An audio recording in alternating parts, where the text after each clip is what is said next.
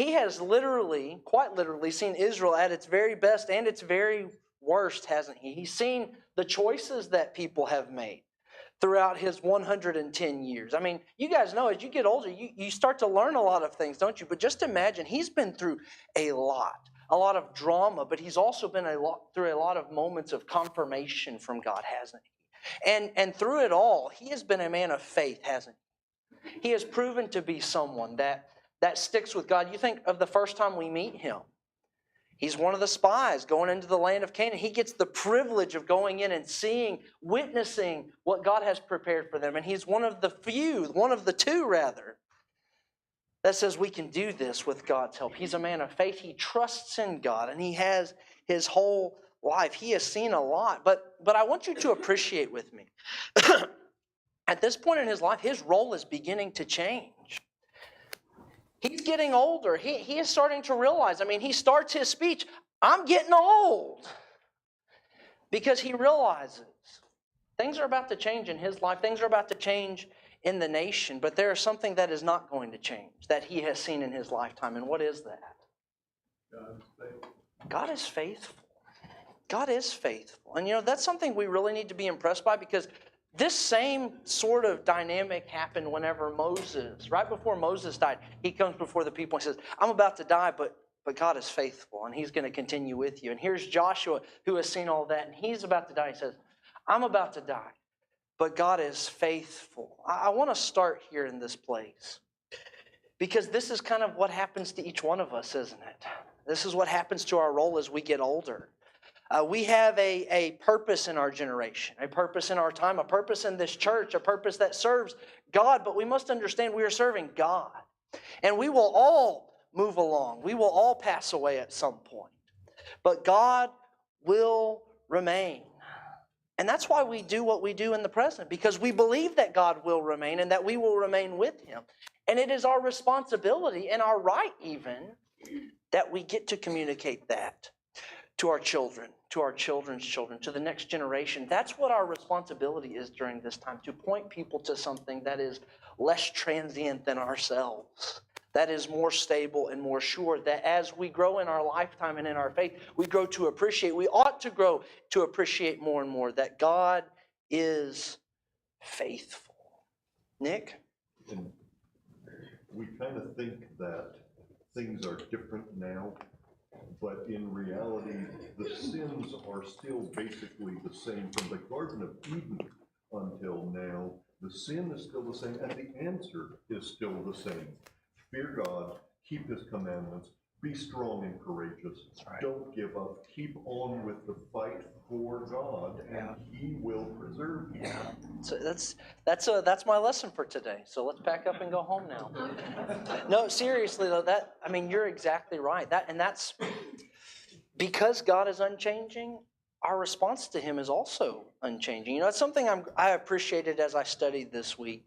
God calls them to account for covenant faithfulness. And he calls us to account for covenant faithfulness. And obviously we're under different covenants, and that has different regulations and whatnot. But at the end of the day, our response is the same. We trust God, we fear God, we obey God. Because we believe that God is, and that he's going to continue, and that this plan of his is going to continue beyond ourselves, and that if we are faithful to it, we will receive the promises. That's how we take hold of the promises of God. That's how we are strong and courageous. That's why we are strong and courageous. That's why passages like Hebrews 11 exist, right? You think about that. We've studied that passage a lot in this church. Those passages remind us these people of faith, in their time they were faithful because they didn't receive the things promised, but they look forward to them with hope. We ought to be people of hope, and that's where Joshua is at this point in his life. I'm old. I'm about to pass away. You've got to continue what God has started, because we believe that God is faithful. And so we're going to see Joshua do that this week in this week's lesson here in Joshua chapter 23. So after he reminds them, hey, I'm an old guy, you ought to listen to me, which, by the way, that's a good way to start the conversation anyways, right? I've been through a lot, I've seen a lot. He could have said all of those things, but notice he kind of deflects attention off of himself, because he knows as much wisdom as he has to offer. Yeah, he's got a place and a position to be able to say it, but it's really not about him, is it? I'm old, I'm advanced in years.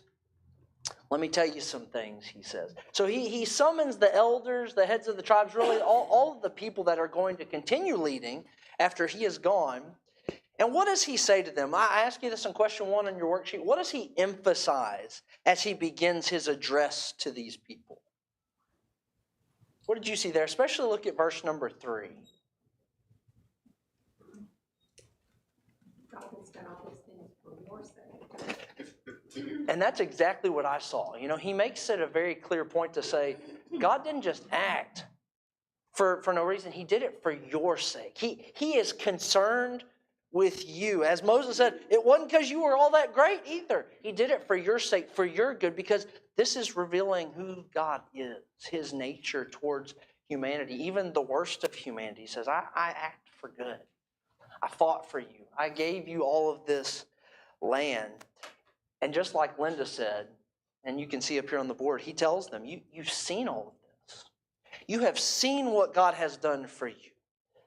And so because they have seen all of these things, what kind of expectation does that have for the older generations? What is he implying to them? Keep all the commandments of God. So you've seen this, and you understand what it requires of you. But also you've seen this, and now you have a responsibility, right? God doesn't just do this for you to go ooh and ah and move along with your life. He does this. He shows you things to bring you into covenant and give you responsibility. John? One other thing, he helps them to know that they can trust God. That's right. God says something, it's going to happen. And it's been promised, and he's faithful. Yeah, that's such a great point. And it occurred to me as I was thinking about God acting for their sake. That's such a rare quality in this world. If you think about it, so many people, really, we are inherently very selfish. But even what the world would consider good people, they're looking out for their own interests. They don't just act for the good of others. You don't see that very often. I've been working with a guy now who's incarcerated, and he's discovering very clearly that many people are not working for his good. And it's a very frustrating notion when you realize that you live in this world, that people really don't care how good you are. They don't really care what you need. They care more about themselves than they do about you. And that's what makes God so powerful, is that's not how God is. God cares about you and your good and your future and your peace and your purpose. So much so that he comes to you. Think about Israel's history. Nobody cared about Israel, but God cared about Israel. And now look at them. They are more than conquerors, living in a land that they didn't deserve, that they didn't take, that God gave to them, flowing with milk and honey, more than they could ever have imagined, because God cared about them. Nobody else did. Nobody else did. Yeah, and I know, hopefully I'm not stealing your thunder here. Sure. Going forward, but I think it's important that we understand too, like even with Joshua in chapter 23 here, that it is for your sakes, but it's for your sakes because God chose them to be his people. That's right. And same thing with us, we are his people because we accepted the calling from the gospel of Jesus Christ, and we made the decision to submit ourselves to him and become part of his people.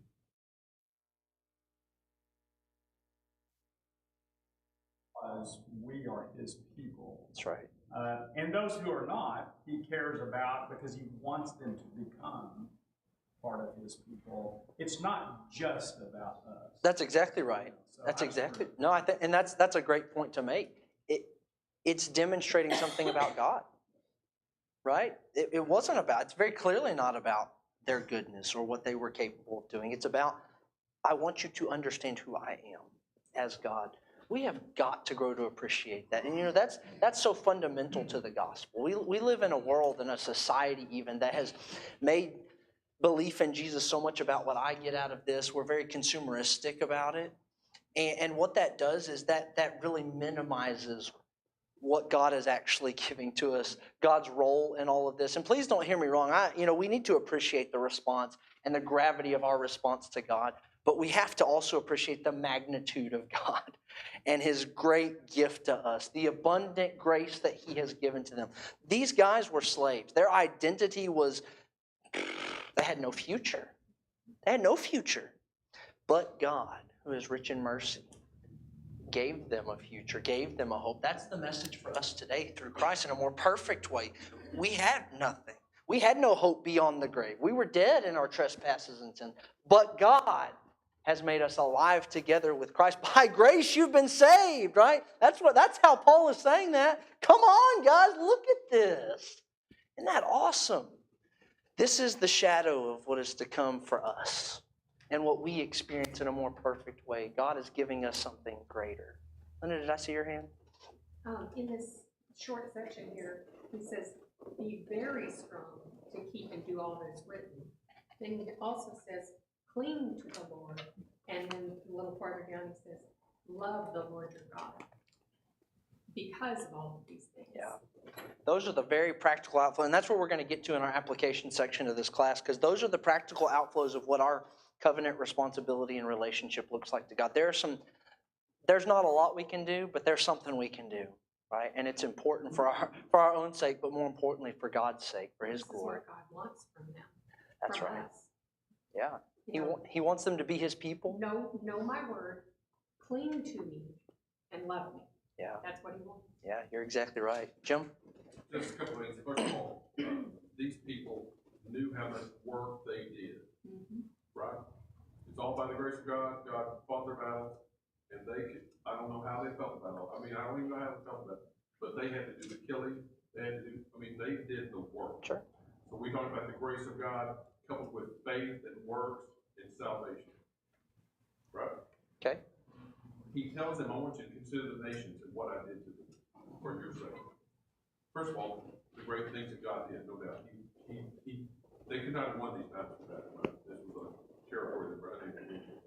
And then consider the nations that you destroyed, that I destroyed, and had you do it, and you killed the innocent, women, and children. You consider my fierceness for those who are ungodly and unfaithful to me. You consider that. You remember that. And then he's going to tell them from now on, listen, if you turn away from me, I will turn my hand away from you.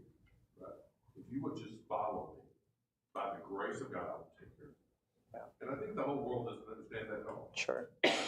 Yeah, all of the choices from God mean something and create responsibility, right? And again, you have seen this. You've seen all that He's done. You have a responsibility in all of this to take hold of the promises of God, to be my witnesses in the world. God created this nation to show the world what it looks like when God is with them. Nobody can stand against them, and nobody has stood against them. Not one king, not 5 kings, not 10 kings, not a whole area, not giants, not fortified cities, not impenetrable walls. Nothing. Nothing stands against God's people whenever God is with them. And I want to start by thinking about this, because the people of God must realize we exist because God has made some choices to call us to this. If God doesn't make these choices, where are we? We're still enslaved in Egypt. Right? We're dead in our trespasses and sins. We're lost. You're exactly right. We have no means of salvation. We have no opportunity to know Him, to draw near to Him. We have no hope, no purpose, no future. It's grace that's extended that we can know God. And just like Israel, we have been given this great opportunity to be called the people of God. And not just the people of God, sons of God, daughters of God. Behold, what manner of love the Father has given to us. 1 John chapter 3. That we should be called the children of God, and so we are. What a profoundly crazy thought that the maker of this universe looks at us and says, yeah, those are the ones. I want you to be part of my family. Not because we were born into the right family. You know, John chapter 1 mentions this. We weren't born into the right family. We didn't work hard and earn it. We didn't even want it to begin with. God wanted to bring many sons and daughters to glory. And so He made some choices to allow that opportunity. And so our lives are a response to that. Just like Israel, it's a response. It's an appreciation. It's a constraint even. We are compelled to this, right? Isn't that what 2 Corinthians says? The love of Christ controls us. It compels us to live a different way. We don't have to wonder about God. We don't have to wonder about who we can become, because God gives those things to us just like He gave to Israel. And within a covenant relationship, God always outlines what He wants and what our covenant responsibilities look like. And that's exactly what He does next here for Israel. So it's important to see, He starts here by saying, let me remind you of what God has done, and here's what He wants. And what does He say that He wants? Look there in verse number 6. We've already kind of touched on this. What does he want from them in response in this covenant? Be strong and courageous. Keep the things that are written. Don't mix with the peoples. Be pure and holy before me. And I want to start by thinking about that first part where he tells them to be strong to keep all that is written in this book. Why do you think that he tells them they need to be strong to keep everything that is written? Why do you think that's the phrase that he uses? Same reason he told Joshua to be strong and courageous in the beginning of this conquest, that he knows that inherently we can quickly and easily be pushed aside and succumb to our own weakness. That's right. You're exactly right. Doing what is right requires strength. It is not easy doing the right thing. And don't let anybody fool you about that. It's not. You know, it's a choice that we stand with God. We stand on His Word. What was the Ephesians chapter 6 when it says put on the full armor of God? And when you put everything on, stand. It's not enough just to get clothed. You still got to fight the battles. You got to go in there and you got to do. And it's for us, it's not going into fight with swords and spears and shields and bows and arrows, right? We're fighting against these spiritual forces of darkness in our mind, right? The battle is for our mind, for the choices that we make today. That's where we find our battleground, and we have to be strong in our obedience. I don't think it's a coincidence that that idea, that phrase, is found in the Bible 365 times. Every day. Hey, every day. Hey, that's good. I like that. I might steal that later. I think it's important to know where this is. It's right in the middle of his conversation about the people of the land, because they haven't driven them all out. That's right. Yeah, that's a great point. They're going to be a thorn in their side from now on. And it's talking about marriage and all of that. You've got to be strong to stick to God here, because these people are bad. Yeah. Yeah, so he's going to talk about the people. I want to talk about that here in just a second. But before he does that, he says, as you're keeping the law of Moses, he said, don't turn to the right hand, the end of verse number 6. Don't turn aside to the left hand or to the right hand. What does he mean by that? What kind of imagery do you get there? Say again? Don't deviate from the path. Okay, yeah, don't get distracted, right? He's saying there's probably going to be times you're walking this path and you're distracted. Hey, that's interesting. I think I'm going to go over here and check that out, right? There's a way that seems right to us. Don't go walking on that, right? So don't get distracted. Anything else you think he could mean by that? Don't deviate to the left or to the right. The scriptures have a path. Yeah, there's a way. It's the path, the way. Yeah, that's another great way. Yeah. Jesus put it that way. Yeah. The way is the way, and deviating off of that way. And there's got to be. You made a correct point, but I think it's important we state, well, what way is it? It's what the scriptures tell us. It's the way, yeah. And we have to stay focused on that, right? He's implying there's going to be things that distract you from that direction that you're going, and you can't let that happen. Linda, do you have something? George took it. I said, no, mine was, don't go left, don't go right, just stay straight. That's right. And that's what he said. Well, you guys know as well as I do, in life, there are thoughts that we entertain. There are ways that people do things that draw our attention. That seems to make sense to us. Maybe I should think about that, or this line of logic. Those are the things that he's talking about. Don't entertain things that are not in alignment with God. John? Yeah, I was gonna take half a step backwards. Okay. When you think about staying on the path, it takes strength. And if you think about the leadership that they've had with Joshua, you can go back to the spies incident where him and Caleb said, we can do this with God's help. Then Caleb here just recently saying, I'll take that hill. I'm 80 years old. I mean, they had strong leadership examples. That's right. All the way through.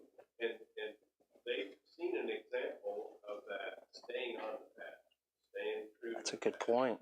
And I think what he's telling them is, do what we've done all this time. Stay straight.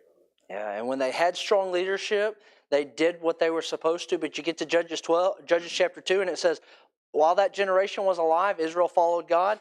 But when they died, there arose a generation that did not know God. And I think you're speaking exactly to the reason why. There was not strong leadership. There were not people that were walking the path. There were people that everyone did what was right in their own eyes. There was no king in Israel at the time. That's a great point. Danny? You know, for us, I think about what you said, there's the narrow path, Yes. which is hard, and the wide path, which is easy. So we have our two choices. Yeah. And Jesus says, I am the way. You see how he's consolidating a lot of this thinking into, it's not just a path, it's me. I'm the leader and the path. I'm the door. I'm the shepherd. I'm all of the things that is going to lead you where you need to go. You're exactly right. And the wisdom literature very clearly helps us understand there's not multiple paths. You can't straddle the fence and pick a third path. That's not how life works. And we're going to get to that more in just a minute, but there are very clearly two paths. Great thought. Ruth? Joshua is repeating almost verbatim what God said after Moses died. That's right. Yeah. Same message, different time, same needs are that's back to Nick's point, right? The human nature hasn't really changed. We just need to be reminded of the same thing. We got the desires of the eyes, the desires of the flesh, the pride of life. Those things draw us. There's a way we've got to go. That's a great point. You know, he's bookending this book, really his life, by saying, be strong and courageous, hold to God. Hold to God. You know, George? almost took my comment there. But, I was trying. yeah, so that when they died, you point out, they did what was right in their own eyes. That's right. They did. James says what pulls us to the right or the left is, he specifically says, is our own passion. It's our passions, yeah. That's a great, and again, as we continue in the history of Israel, that's what we see. And that's why we need to study the history of Israel, because we see human wisdom says, well, it's not that big a deal. Right? And Israel even, here they are. I mean, we saw in the conquest, they didn't drive everybody out. Somebody made that comment. They didn't drive everybody out, right? Human wisdom is already starting to kind of take over in this generation. We're okay, we're just going to be settled. We're not going to continue the purpose and the mission of God totally like we ought to. And one generation later, I mean, they're already in the hole. It's bad. Very quickly, and we don't see the impact of those choices sometimes. Jamie? Something I've been thinking about reading this is how, what you're just saying in our human wisdom, we just think that, well, if I just do a little bit, or if I just, this is not going to affect me, or I'll just on my personal life. When I was a teenager or whatever, I watched soap operas. And That's never a good choice. I know. But I know, and at the time, I actually had people saying that's going to rot your brain, which and now I know it did. Yeah. I mean, that's maybe funny, but I'm serious. Can I get an amen?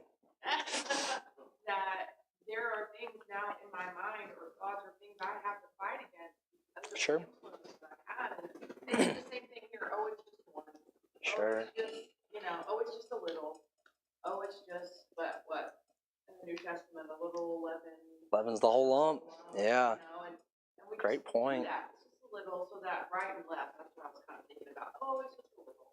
Oh, it's It seems inconsequential. It seems insignificant in the moment, but we just have no idea. If it weren't for the wisdom of God and for the history of Israel, we would have no idea. God is shouting at us, please don't be like these people. That's Hebrews chapter 3 and 4. You see what happened to these people. Please don't be like them. Please. That's the father in Proverbs, all of Proverbs, talking to his son. I've seen these things in life. My son, please listen to me. Wisdom cries out. God's word is crying out to us. Please don't be like them. One of the things I do appreciate about God in this, he doesn't just tell them, hey, stay on this path. He actually gives them the rationale, right? He says, don't mix with these other nations, right? That's what he doesn't want them to do.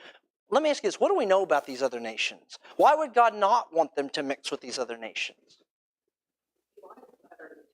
He wanted them utterly destroyed, but why? They were evil. They were idolatrous. These people were already judged. In fact, they'd been under judgment since the time of Abraham. Their outcome was sure, and they had experienced some of that, hadn't they?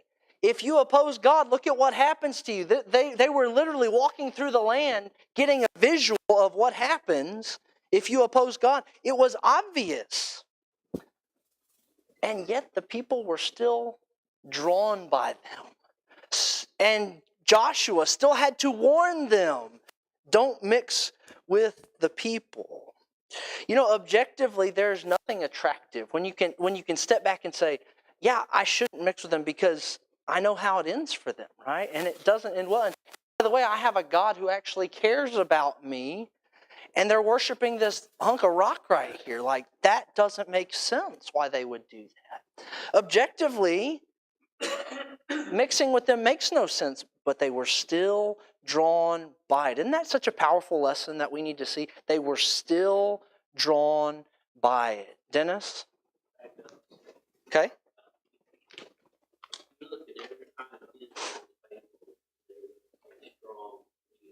Sure.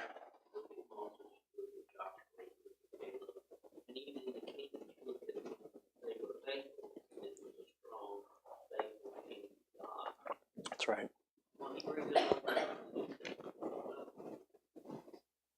There's a reason God set the church up the way He did. He recognizes that people with strong spiritual leadership. That's right. And he was involved in congregations. His congregation for a while didn't have that. Mm-hmm. Because we didn't have this involved. Not that you can't serve God in that capacity, but I had a man that was an elder at one time. Our eldership was on. He told me, he said it's going to be more difficult because when it becomes everybody, it's nobody. That's right. And you don't have that strong leadership to lead the congregation and be the example that they need to see. They have God, but God purposely set it up that there are strong spiritual leaders. That's right. For His people. Yeah, that's the wisdom of God. And it's because that's the direction that He's given to us. When we follow the direction of God, we always experience the best that God has to offer. We need that. John? Because we're talking about how quickly people turn away or get turned away, get distracted. I mean, think about how quickly that happened when they were rescued out of Egypt. Yeah. Up on the mountain, they're already taking the golden calf and saying, "We want to go back to Egypt and serve the God." It's almost mind-boggling in a way, but then when you think about us today and how quickly and easily a faithful Christian can get knocked off of their game by some ridiculous argument or get their feelings hurt or whatever, and they're immediately sucked back into the world. Yeah. Well, and again, I think this points back to just our need to see God as a stable and consistent force. A stable and consistent God who does the things that He says He will do. Because you're exactly right. When you find yourself knocked off balance, I mean, that's what we need. That's why God says, I'm like a rock in the middle of a storm. Those waves are going to pound up against me. I'm not going anywhere. Who is a rock but our God?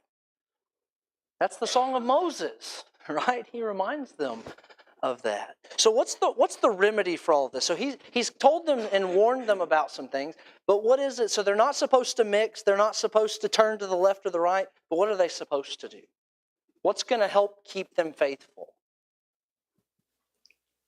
He's going to say, cling to the Lord. Cling to Yahweh your God, just as you have done for this day. I ask you to think about that in question number 3 on your worksheet. What does it look like to cling to the Lord? And I want you to think about what is the word cling? What kind of images does that conjure up in your mind? This is going to sound kind of silly, but I was at the zoo the other day. I was watching this monkey climb up a tree, and it had one of its babies on its back. And I mean, that baby monkey is just like clinging on for dear life because it knows if I let go, I'm about to fall out of this tree, but it also knows I got to stay with mama because that's my food source, right? I just get this picture of like desperation, but desperation because I trust you. I trust you, right? I don't know. What do you think he means by this when he says cling to the Lord? What did you put for that question? Yeah. The reference to marriage is already been made, but I think that's what he's saying. I want an intimate, close relationship. I'll take care of you. You need to love me and do what I need. Yeah, that's a great point. In fact, that word cling that's used here in Joshua 23 is the same word that's used in Genesis 2:24. Man shall leave his father and mother and cling to his wife, hold fast to his wife, and the two become one flesh. So there's an intimacy there too as well. Wouldn't you agree with that? A connection, a relationship. You're holding on to someone because that's the person you know you need to be with. Oneness, harmony. What's he saying there? Cling to the Lord, become one with him. Don't not let him go.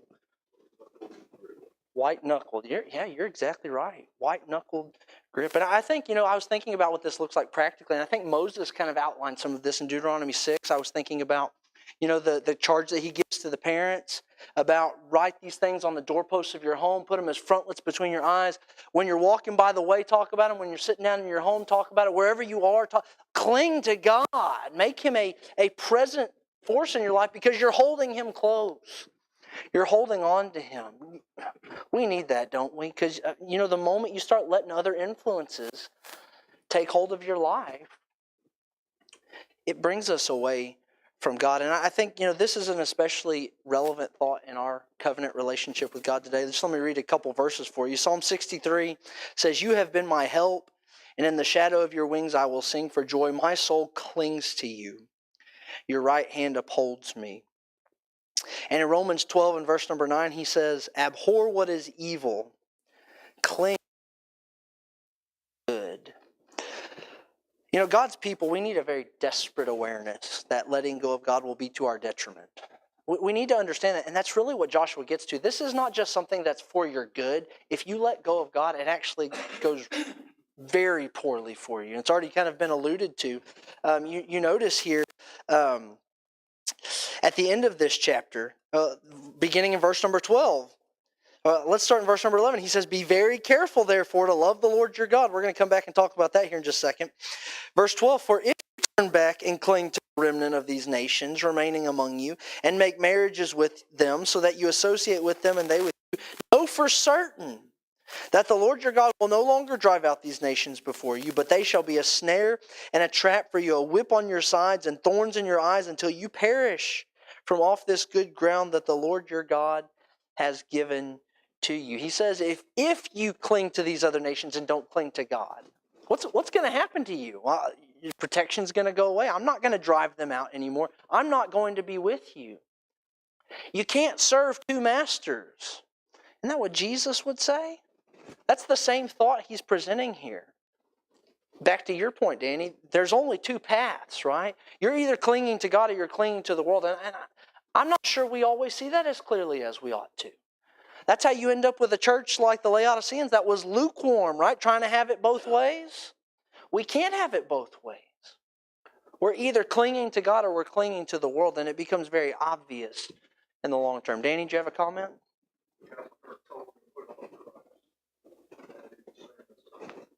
Yeah, I think absolutely. My clothes cling to me, that's for sure. I think that's right. Sometimes it just open up the mouth and it just comes right out. Just think about when we read through all of this, Saul. Sure. Was he not given so much wisdom from God? And he was so wise. Yet, because of the choices he made in marriage, he was, structured. And that's exactly right. Because of that influence. And, once again, Yeah, well, and it's important to see again, after he gives all this, once again in verse number 9 and 10, he gives them rationale again. Look, God has fought for you. God has protected you. He's given you. It makes sense to do this, right?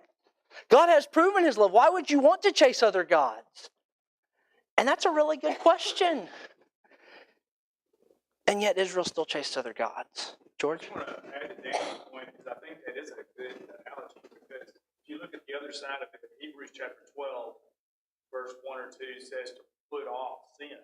Sure. And I think that would be just like to completely eliminate it. Well, that word put off there is used to describe somebody taking their clothes off. That's what that I think it's a really good analogy. Yeah, that's a great thought. I appreciate that. So let me ask you this question. Thinking about the history of Israel, if they had seen these things clearly, would they have walked away from God? What caused Israel to chase after these other nations, to abandon God, to forget he had done for them. You know, throughout Joshua, how many times has he said, I want you to do this as a memorial, as a remembrance? How many times in the book of Deuteronomy does God say, or Moses say, remember? How many times in our covenant with God today does he say, remember, do this in remembrance of me? We are forgetful people. We're forgetful people. Motivated by selfishness, I think, but we're forgetful people. We also have a desire to fit in sometimes, don't we? You know, what we're going to see from Israel as they go on in their history is they become intrigued by these other nations. Oh, what you do that and worshiping that God, that's interesting. They want to fit in, and you know, by nature, we are social creatures, and we like to fit in with our environment.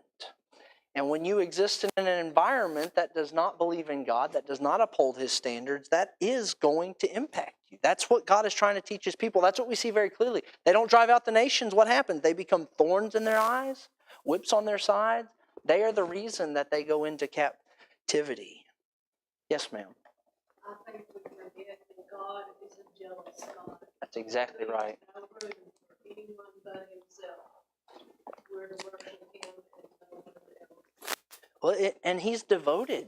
You know, He's completely, you know, you think about the imagery in the book of Hosea where he describes his relationship to Israel as a husband to a wife, and that jealousy really comes out. But it's righteous and it's good because he's providing, everything he's doing is for their good, right? It's the beginning of the Ten Commandments. That's right. Look, there are many reasons why the people of Israel walked away from God, but they're all foolish reasons. They're all foolish reasons. And the reason that people walk away from God today are all foolish reasons. If you see what God has done, it's foolish to walk away from God. And even today, though, people still do. People chase the gods of wealth and comfort and pleasure and fulfillment and pride and notoriety and whatever. And we are not immune to this. We're not immune to this. We can be like that man who said, look at all that I have done. I'm going to tear down my barns and build bigger barns. We're not immune to this. And so he tells us, and this is the thought I want to end with, he tells us this. We need to be very careful. Verse number 11, be very careful, therefore, to love the Lord your God. I was reading that and I just thought how counterintuitive that is to our cultural narrative right now. Because love is something you're supposed to feel, right? It's something that's supposed to be easy, right? What does he say? You need to be very careful. What would it look like for them to do this very carefully? Sure. So there's a deliberate knowledge on their part, right? They have to know what it says. Well, the generation arose that did not know the Lord. The reason that they left is because they had a generation that wasn't followed. My people are destroyed for lack of knowledge, right? They had to make a choice to know because God had given it to them. It wasn't as though they were unaware, they were ignorant, they're in the dark. God said, here's what I want from you. Because of everything I've done, here's all I'm asking. I mean, you can almost see God going, it's not much. It's all I'm asking. That's why we're talking about this.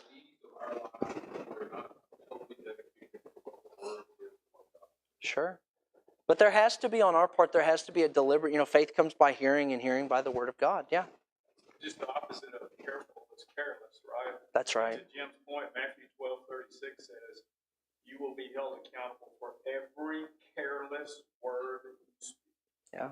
I mean, that's all I'm asking of you, but it's hard. Sure. That's a good balance point. You're exactly right. It occurred to me as I was thinking about this lesson, people are not careful. We're very flippant with our words. We're very flippant with our thoughts. We're very flippant with our liberty. And that's culturally acceptable. Carefulness is a word that we really, as the people of God, need to ingrain in how we move forward. And that means we're not just deliberate with our knowledge. We're deliberate with our thinking. I wrote here in my notes, we need to be conservative. And I don't mean that we are fearful and do something just because of how, don't do something just because of how it looks, but we're conservative in the sense that I want to know for certain that I'm in alignment with God. And that's important. That's important here. Hang on, I got a couple hands. Jeff?